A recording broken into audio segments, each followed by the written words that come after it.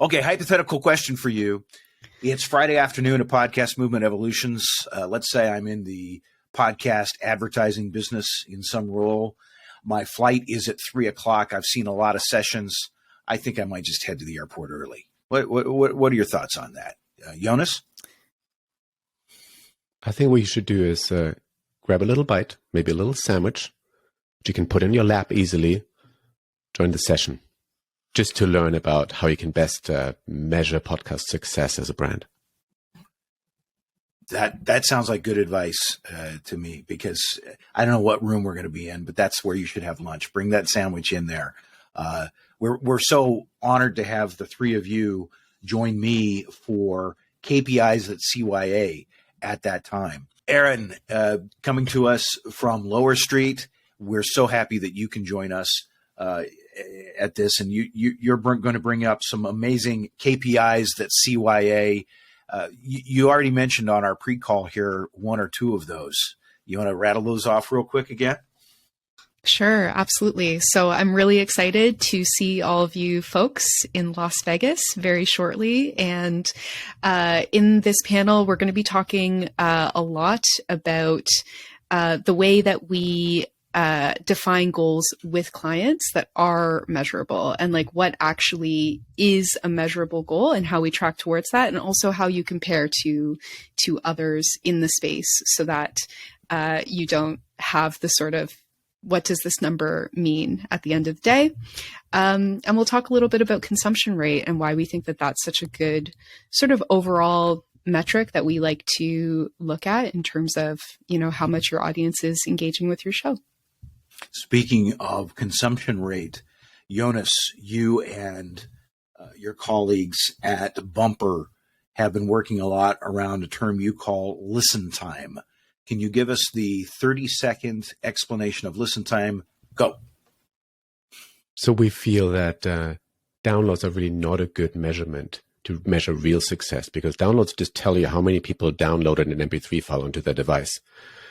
Doesn't tell you if they listen to it. Doesn't tell you how long they listen to it. It doesn't tell you if they even like the show. Listen time is the measure where it's very simple. We add up all the minutes or hours or days that people have spent listening to your podcast, and we just all add them up to one big number. The reason why we like to do that is that if someone listened to your podcast, I think it's a fair assumption that they enjoyed the podcast, since they had the choice to not listen or turn it off at any point. And listen time, sort of overall consumption for us, feels like the best proxy of whether people actually enjoyed the podcast, and in terms of branded podcast, whether people actually wanted to spend time with a brand. We feel that's a much, much better measurement than downloads.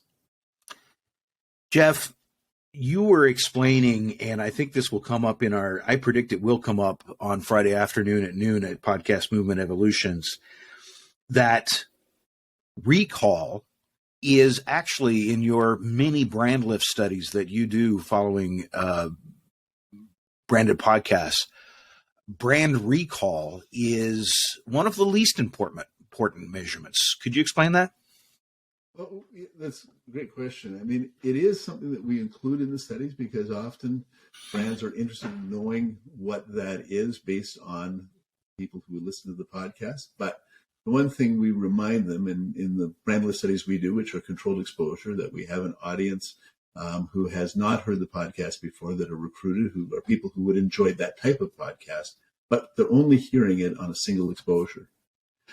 So that means that, the only way they're going to have really strong brand recall scores is if they're really heavy with the brand touch.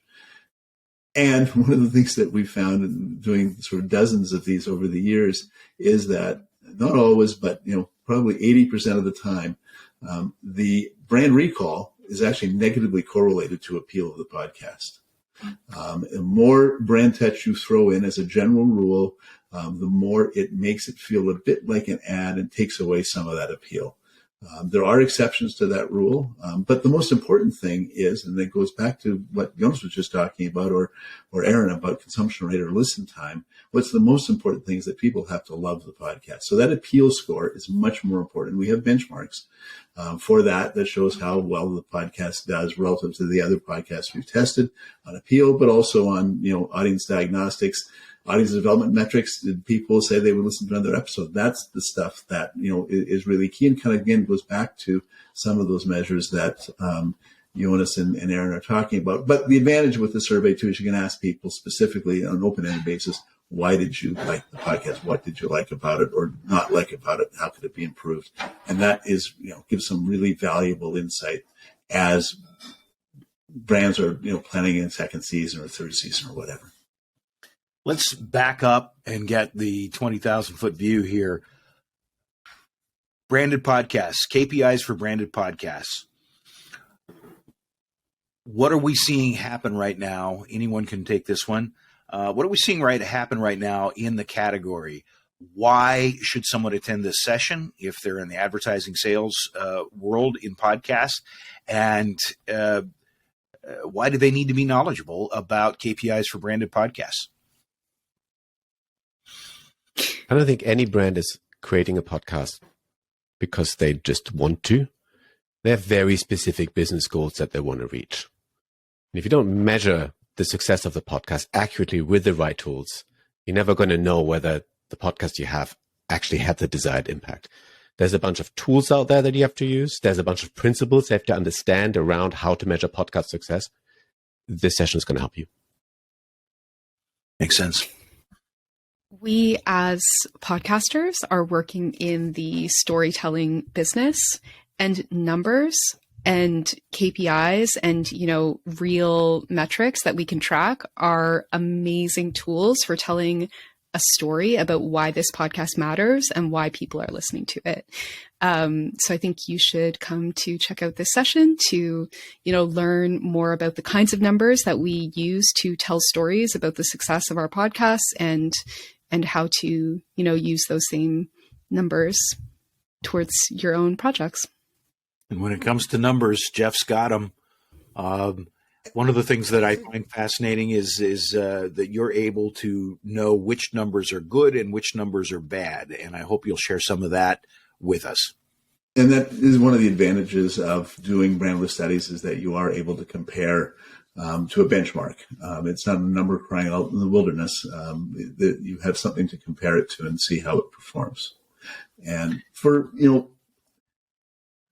the brands and the producers and production companies that are looking to convince the CMO that they should do another season, it's important to have those KPIs clearly defined at the beginning, as Jonas and Aaron talked about, and then have, again, using whatever tools are necessary, the best tools to get the answer to what they're trying to get.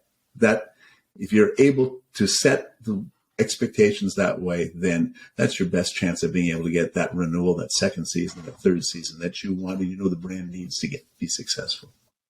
Managing expectations and performing to those expectations, overperforming if possible. Certainly the key to renewals in any line of sales and performance. So, we could have just as easily called this session "How to Get Renewals," I think. But I think this will help people get initial orders too. So KPIs that CYA, noon on Friday, Podcast Movement Evolutions in Las Vegas.